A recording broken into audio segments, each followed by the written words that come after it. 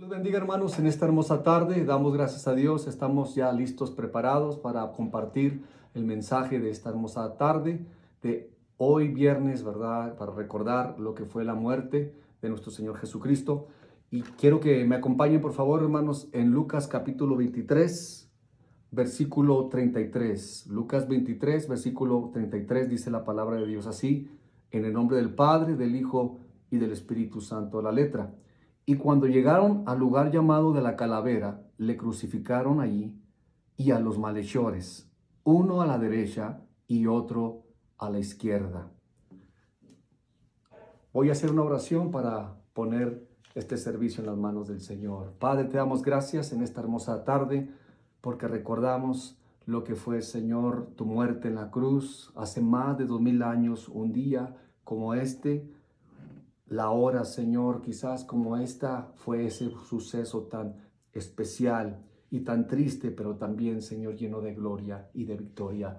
Te pido, Señor, que tu Espíritu Santo se mueva sobre nosotros, como siempre lo ha sido, Dios, en nosotros.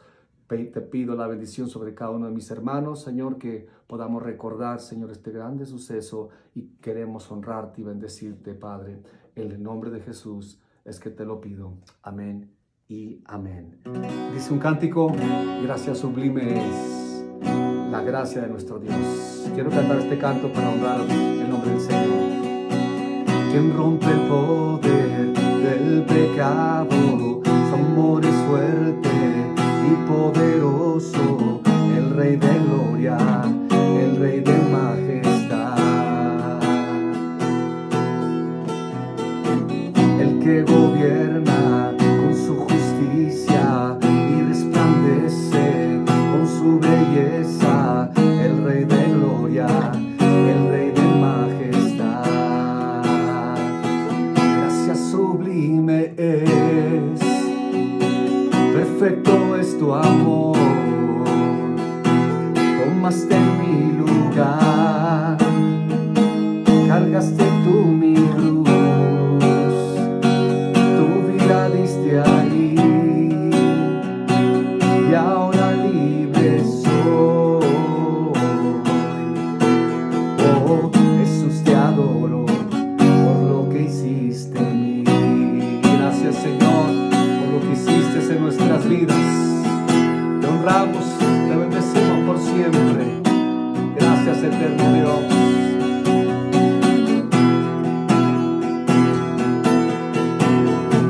Pusiste en orden todo el caos, nos adoptaste como tus hijos, el Rey de gloria, el Rey de majestad, el que gobierna con su justicia y resplandece con su belleza, el Rey de gloria, el Rey de majestad. Gracia sublime es, perfecto es tu amor, tomaste mi lugar, cargaste tú mi cruz, tu vida diste ahí, y ahora libre soy. Oh, Jesús, te adoro por lo que hiciste en mí. Gracias, Señor, te adoramos, te bendecimos. Tomaste nuestro lugar en esa cruz. Digno es el Cordero de Dios, digno es el Cordero de Dios, digno es el Rey que la muerte venció, digno es el Cordero de Dios, digno es el Rey que la muerte venció, digno es el Cordero de Dios, digno es el Rey que la muerte venció, digno es el Cordero de Dios, digno, digno. Gracia sublime es, perfecto es tu amor,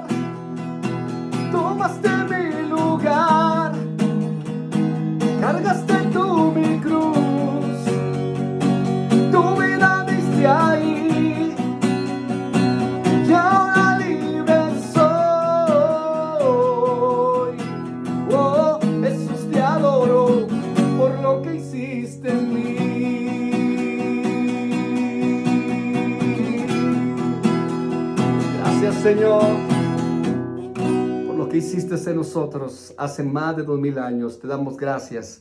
Ahí usted donde está su casa, alabe a Dios. Levante sus manos y diga: gracias, sublime es, perfecto es el amor de Dios que ha cambiado nuestras vidas, que nos ha dado paz, tranquilidad, que nos ha dado amor y sobre todo nos ha dado esa esperanza de poderle ver un día en la vida eterna. Bendito sea el nombre del Señor por siempre.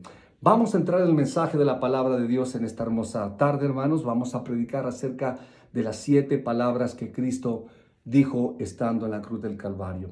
Y es en Lucas capítulo 23, versículo 34, donde vamos a estar compartiendo la palabra de Dios. Y dice así la palabra: en el nombre del Padre, del Hijo y del Espíritu Santo. Lucas 23, 34 dice: Padre, perdónalos, porque no saben lo que hacen. Y repartieron entre sí sus vestidos. Las 7 palabras de Cristo tienen 2 etapas muy importantes. Una precisamente abarca desde las 9 de la mañana hasta las 12 del mediodía. Las 3 primeras palabras, desde las 9 hasta las 12 del mediodía.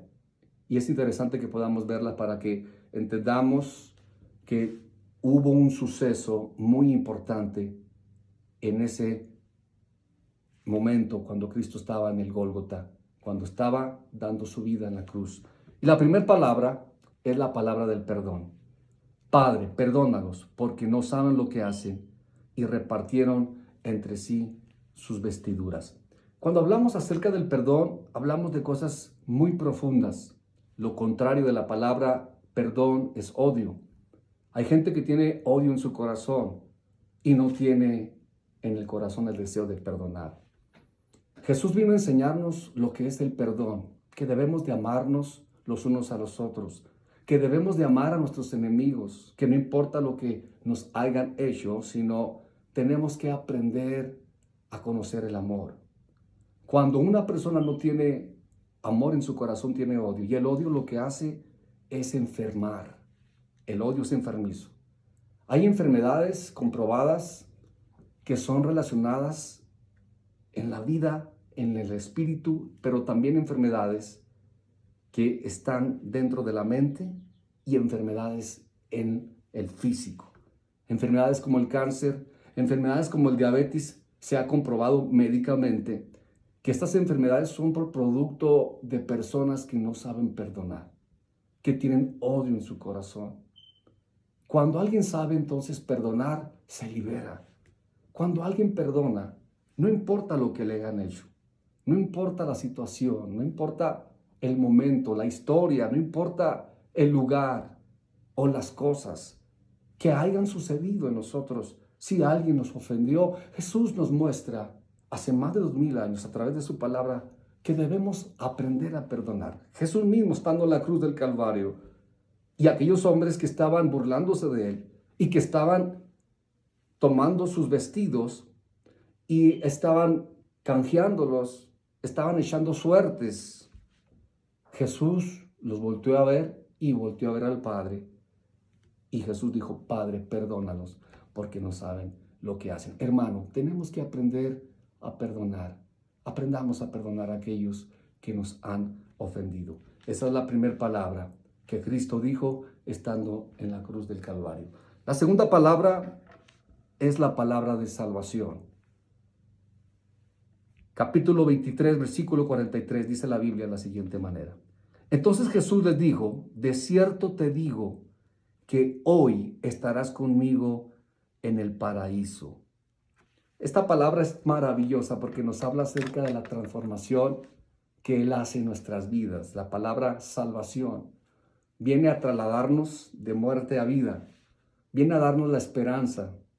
Aquel ladrón que estaba en la cruz le dijo a Jesús que qué podía hacer. Si tú eres el Hijo de Dios, ¿verdad? Entonces sálvate a ti mismo. Algunos le decían. Y Jesús le ofreció la salvación. Jesús le dijo: de cierto, te digo que hoy estarás conmigo en el paraíso. Ese es el paraíso que tú y yo tenemos ahora, porque tenemos a Jesús en el corazón. Tenemos la entrada directa a la vida eterna. La salvación es maravillosa para que podamos tomarla y tenerla en nuestro corazón. Ahora, hermanos, dice la Biblia que nosotros tenemos que cuidar nuestra salvación con temor y temblor. Tenemos que cuidar esta salvación tan grande. ¿De qué Cristo vino a salvarnos? Del infierno. ¿De qué Cristo vino a salvarnos? De la ira venidera que se aproxima en pocos años, quizás, no sabemos, pero estamos viendo, ¿verdad?, los sucesos de la historia de este mundo que están definitivamente anunciándonos más la venida del Hijo de Dios. Y Jesús vino a salvar, vino a buscar y a salvar lo que se había perdido, lo dice en Lucas también la palabra de Dios. Esta salvación tan grande que tú y yo tenemos, cuídela, hermano. Cuidemos esa salvación, que nadie te pueda desanimar, que nadie pueda de alguna manera tener en su corazón el querer quitarte de esa esperanza viva. Tanto tiempo buscando a Dios, tantos años sirviendo a Dios para que algún detalle te quiera sacar precisamente de la salvación. Cuidemos la salvación, porque a Cristo le costó su propia vida.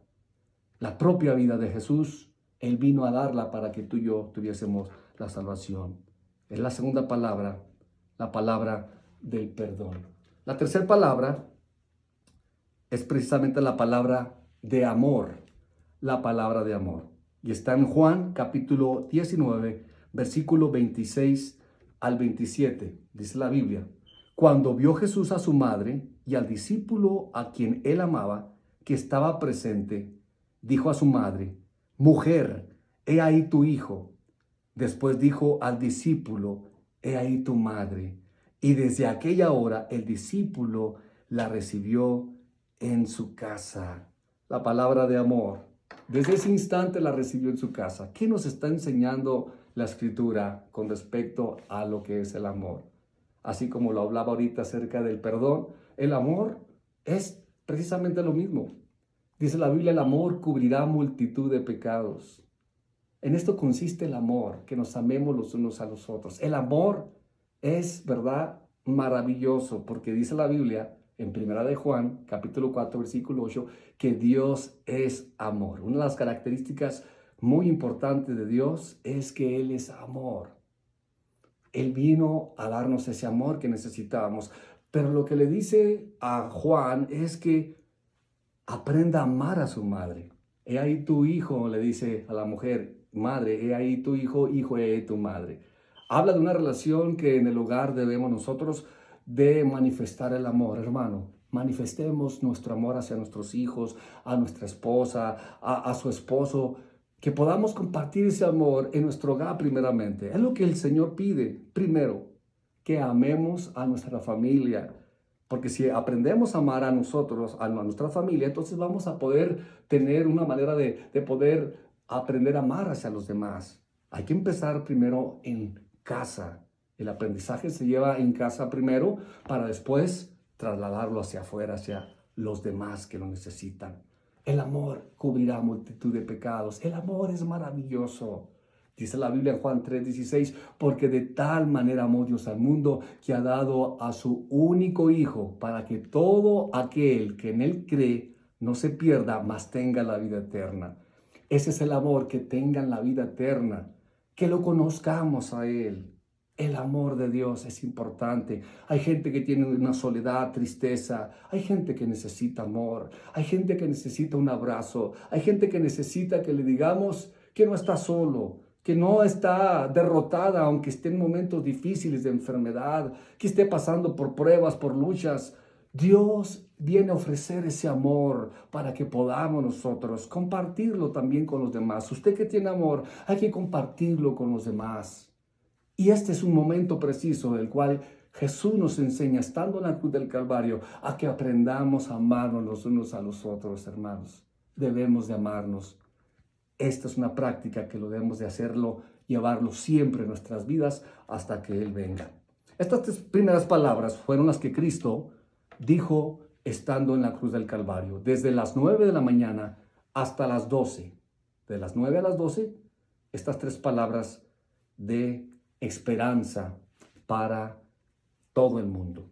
Después de esto, en la segunda etapa, desde las 3 de la tarde, hay un periodo de oscuridad. Se le menciona como un periodo de oscuridad.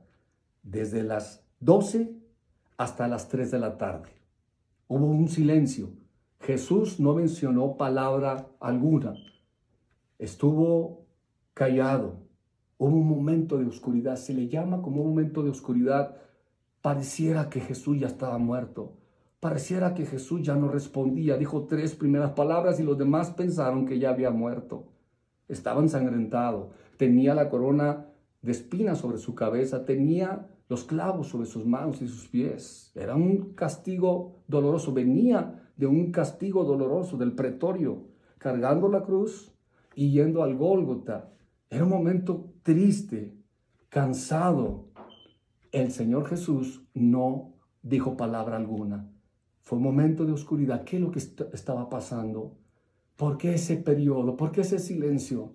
Hay etapas en tu vida, en mi vida, que de repente pareciera que le pedimos a Dios que Él nos resuelva un problema y aparentemente hay un silencio. ¿No le ha pasado eso a usted, hermano? Que nosotros le decimos, Dios, ayúdame en esta necesidad, ayúdame en esta situación con mi esposo, mis hijos, el trabajo. Y Dios, de alguna manera, hermanos, no nos responde absolutamente nada. O nos sentimos nosotros que Dios está lejos de nuestras vidas. ¿Sabes una cosa? Ese es un momento en el cual Dios quiere que aprendamos. Es un momento de silencio que Dios permite porque Él quiere que aprendamos. Para que los seres humanos puedan reflexionar que esas palabras que se dijeron de parte de nuestro Señor Jesucristo estando en la cruz eran palabras de vida y que recapacitaran. Por eso hubo un momento de oscuridad. El Señor estaba triste, claro, el Padre estaba triste, claro, estaba en el cielo, estaba observando esta escena, estaba viendo a su propio Hijo morir en la cruz del Calvario, pero Jesús no dijo palabra alguna. Él podía hacerlo, pero Él hizo ese intervalo porque Él quería que la humanidad entendiera que Dios tenía esperanza, que Él tenía esperanza, que Dios tenía la esperanza para este mundo que estaba perdido. Estaban sacerdotes, estaban escribas, estaban los fariseos alrededor, los religiosos, los romanos, soldados romanos. Y lo que quería Jesús era que aprendieran acerca de lo que eran las 3 primeras palabras. Después de esto, entonces, alrededor de las 3 de la tarde, desde las 12 a las 3 de la tarde, empezó el Señor a hablar estando en la cruz del Calvario. Imagínense qué impresionante. Estuvo callado el Señor por un periodo de tiempo y de repente empezó a hablar el Señor y empezaron a observar a aquellos hombres que estaban alrededor. La 4ª palabra se le menciona como la palabra del dolor espiritual. La 4ª palabra que Jesús dijo estando en la cruz del Calvario. Marcos capítulo 15, versículo 34 dice la Biblia. Y a la hora 9, Jesús clamó a gran voz diciendo, Eloí, Eloí, lama sabactani, que traducido es, Dios mío, ¿por qué me has desamparado? El Señor Jesús sintió el desamparo de Dios en su vida. Él era 100% humano, era 100% divino. Él como humano sintió el dolor, sintió los clavos, la corona de espinas, las burlas, las bofetadas, los insultos. Él lo sintió, Él fue carne también, como tú y yo lo sentimos. Como tú te sientes de repente que Dios se ha alejado de ti, Jesús también lo sintió. Te das cuenta, no eres el único, yo no soy el único. Todos pasamos por momentos así en la vida. Jesús lo experimentó. A esto se le menciona como el dolor espiritual. Esto se le menciona como un clamor en el espíritu diciendo, ¿por qué siento esta tristeza? ¿Por qué siento como una soledad dentro de mi corazón? Es porque algo en tu espíritu está aconteciendo, algo que Dios quiere hablar a tu vida. Cuando usted se sienta, hermano, como con cierto sentimiento en su corazón, como que si fuera a pasar algo dentro de su corazón, de su vida espiritual, entonces pídale a Dios, dígale, Dios, ¿qué es lo que quieres enseñarme? ¿Qué es lo que tú quieres mostrarme? ¿Por qué pones en mi corazón este sentir? Dígaselo al Señor cuando usted se sienta de esa manera, cuando sienta como una amargura. ¿No le ha pasado que de repente en la mañana se levanta y siente como una tristeza, como cierto sentimiento? Antes que pase otra cosa, dígale a Dios. Cuando usted se siente así, Señor, ¿por qué estoy sintiendo esto? ¿Qué es lo que me quieres enseñar? ¿Qué es lo que quieres, Señor, que haga? Y cuando usted le dice al Señor eso, entonces inmediatamente Dios le pondrá en su corazón qué es lo que Él quiere que usted haga. Esos son avisos de Dios. Esas son maneras de las cuales Dios habla a nuestro espíritu, a nuestra vida espiritual. Esa es la manera que Dios transmite lo que Él quiere hacer en tu vida, en mi vida. No nomás en lo que vemos, no nomás en lo que hacemos físicamente, sino en el espíritu. Cuando usted ve a una persona necesitada, de repente siente la carga por él, ¿sí o no? Esa carga no es suya, esa carga es de Dios. Dios la deposita en usted para que entonces actuemos conforme a la misericordia de Dios. Cuando Dios nos levanta a orar y que de repente empezamos a hacerlo, ¿verdad? O lo hacemos, entonces es porque nosotros hemos sentido la necesidad de hacerlo porque Dios nos lo ha puesto. No porque seamos nosotros, como dice la Biblia, muy competentes o porque seamos muy capaces de hacerlo. No, hermano. Es porque Dios pone en tu corazón el orar, el hacer las cosas conforme a su voluntad. Dios pone el querer como el hacer, dice la bendita palabra. Cuando usted sienta el hacer algo para Dios, no es usted, es Dios. El querer hacer las cosas para Dios es algo maravilloso, pero lo importante es, tenemos que obedecerla. Dios habla a tu espíritu, Dios habla a tu corazón, para que entonces tú le digas, Dios, ¿qué quieres que yo haga? ¿Qué es lo que tú quieres que yo haga? Y en ese instante Jesús se sintió solo, abandonado. Hubo un dolor en el espíritu, pero ¿saben una cosa? Dios estaba con Jesús, así como Dios está contigo y conmigo. Pero como humano tenía que pasar por esa etapa de que tenemos que depender de Dios. ¿Se da cuenta, hermano? Todos tenemos que depender de Dios por ese dolor espiritual. Porque el hombre fue creado para que adorara a Dios. El hombre no puede vivir sin Dios. Hay gente que no vive, hay gente que subsiste. La gente que vive en este mundo somos usted y yo. Vivimos porque tenemos a Dios en nuestro corazón y Él es el que nos da la fuerza para continuar, porque tenemos la vida espiritual en nosotros. Ese es el propósito de Dios en nuestra vida. Usted vive, no existe, porque tiene la bendición de Dios dentro de su corazón. La quinta palabra que Jesús mencionó estando en la cruz del Calvario fue la palabra del dolor físico. Juan capítulo 19, versículo 28, la Biblia dice, después de esto, sabiendo Jesús que ya todo estaba consumado, dijo, para que la escritura se cumpliese, tengo sed. Tengo sed, la palabra del dolor físico. Cuando Jesús menciona esto, lo dice en el sentido físicamente. Él estaba, en pocas palabras, sin comer alimento, sin tomar agua. Y en ese instante Él pidió de beber. Pero espiritualmente nos deja una grande enseñanza el Señor Jesús a través de esta palabra, la quinta palabra. Él mencionó en una ocasión, todo aquel que bebiere del agua natural volverá a tener sed, mas el que bebiere, dijo Jesús, de esta agua, es decir, de Él, nunca jamás volverá a tener sed, bendito sea Dios. El que prueba del agua de Dios, de Jesús, Él es la fuente de agua. El que prueba de Jesús nunca jamás volverá a tener sed, sino que de su interior, dice la Biblia, correrán ríos de agua viva. Ríos de agua viva correrán por su interior. Esa sed que tuvo Jesús en la cruz del Calvario físicamente viene a mostrárnosla hoy en día en el área espiritual. Esa sed de buscar de Dios, esa sed de buscar de Jesús, esa sed de buscarlo a Él, porque el mundo es como un desierto. El pecado nos seca. El pecado nos roba la paz, el gozo. Y es necesario que tengamos esa agua saludable para poder nosotros existir, tener vida. Necesitamos del agua. Y esa agua es Cristo. Así como el agua natural, así en lo espiritual, Jesucristo es la fuente de agua para nosotros. Hermano, que siempre usted tenga en su corazón esa sed de buscar de Dios, ese celo de buscar de Dios, de decir yo quiero estar en la casa de Dios, yo voy a estar en la casa de Dios, yo voy a orar, yo voy a leer la Biblia, esa sed que tenemos en Dios, tenemos que tenerla siempre, a cada momento, estar apegados a Dios, estar cerca de Dios. Eso es lo que nos vino a enseñar Jesús, a que estemos apegados a Él siempre, la fuente inagotable, la fuente de vida, que es el Señor Jesucristo. Vamos a la sexta palabra que Jesús dijo estando en la cruz del Calvario, y es la palabra de victoria. Juan capítulo 19, versículo 30, dice la Biblia: cuando Jesús hubo tomado el vinagre, dijo: consumado es, y habiendo inclinado la cabeza, entregó el Espíritu. Y habiendo inclinado la cabeza, entregó su Espíritu. En pocas palabras, Jesús murió. Jesús entregó el Espíritu, pero se le considera la palabra de victoria. ¿Por qué de victoria? Porque su muerte nos trajo vida.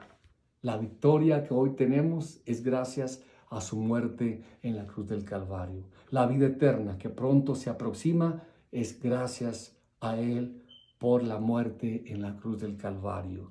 Nos dio la victoria. Satanás pensaba que él ya había obtenido la victoria llevando a Cristo a la cruz del Calvario.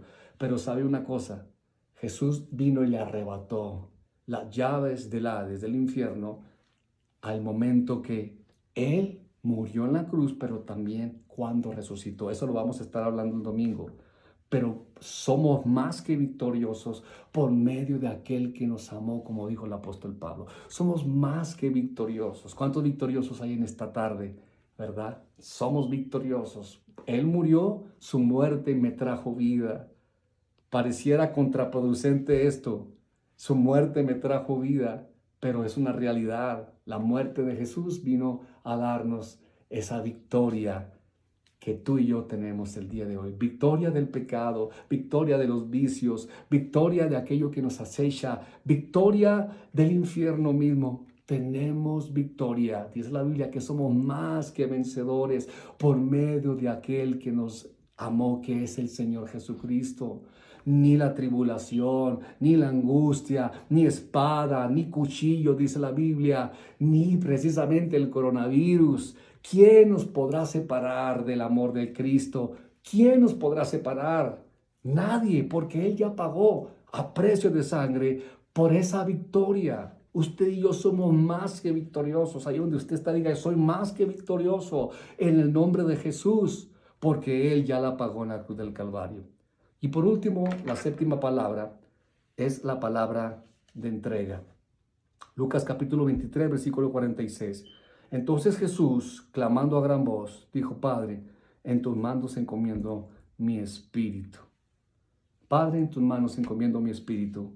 Y ahí en ese instante el Señor acabó con su vida, dando la entrega total de lo que Él representaba como ser humano. La palabra de entrega. Esta palabra de entrega nos habla que nosotros tenemos que entregarnos también a Dios con todo nuestro corazón, sin reservas ni medidas.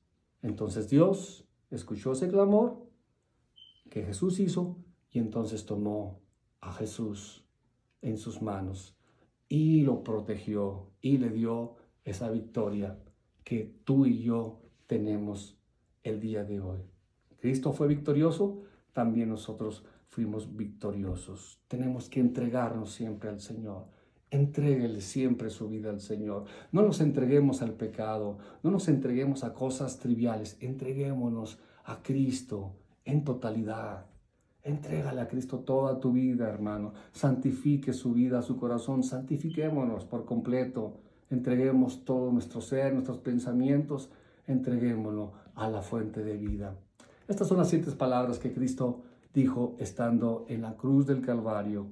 Y esta es la manera en la cual aprendemos a que tenemos nosotros que poner en práctica su palabra para que podamos así ver la realidad de lo que Cristo vino a enseñarnos. Hermanos, vamos a concluir en esta hora haciendo una oración, dándole gracias al Señor por su palabra. Ahí donde está, incline su rostro y vamos a orar. Padre, te damos gracias en esta hermosa tarde por tu palabra, Padre. Te pedimos, Señor, que esta palabra que hemos escuchado en nuestras vidas, Señor, sea, Señor, en nuestros corazones ese refrigerio que necesitamos. Ayúdanos, Padre, para seguir adelante, Dios. Declaramos, Señor, tu grandeza, declaramos tu poder, Señor, y declaramos tu gloria en nuestras vidas. Espíritu Santo, te adoramos, Señor. Gracias, Señor, porque tú eres fiel a su promesa, Señor, su palabra. Gracias, Señor.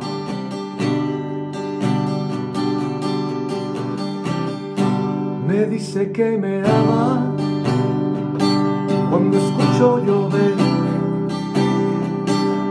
Me dice que me ama con un atardecer. Lo dice sin palabras, con las olas del mar. Me dice en la mañana, con mi respirar. Me dice que me ama y que conmigo quiere estar. Me dice que me busca cuando salgo yo a pasear. Que ha hecho lo que existe para llamar mi atención. Que quiere conquistarme y alegrar mi corazón. Me dice que me ama cuando veo la cruz, sus manos extendidas, así tan grande es su amor. Lo dicen las heridas de sus manos y pies. Me dice que me ama una y otra vez. Me dice que me ama y que conmigo quiere estar. Me dice que me busca cuando salgo yo a pasear. Que ha hecho lo que existe para llamar mi atención. Que quiere conquistarme y alegrar mi corazón.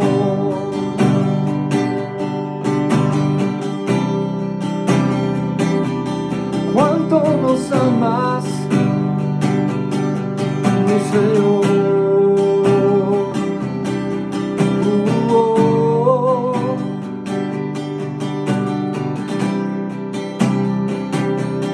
¿Cuánto nos amas, mi Señor? No te fijas en nuestros errores, cuando nos amas. ¿Cuánto nos amas, mi Señor?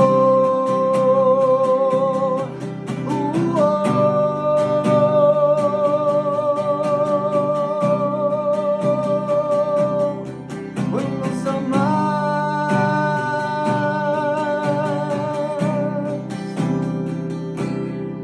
mi Señor?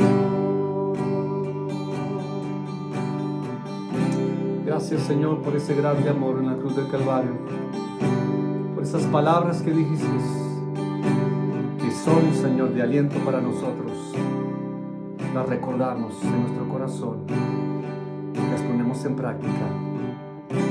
En el nombre de Jesús. Amén. Amén. Espera, hermanos, el próximo video vamos a hablar acerca de el tema la resurrección. Dios los bendiga, hermanos, en esta hermosa tarde.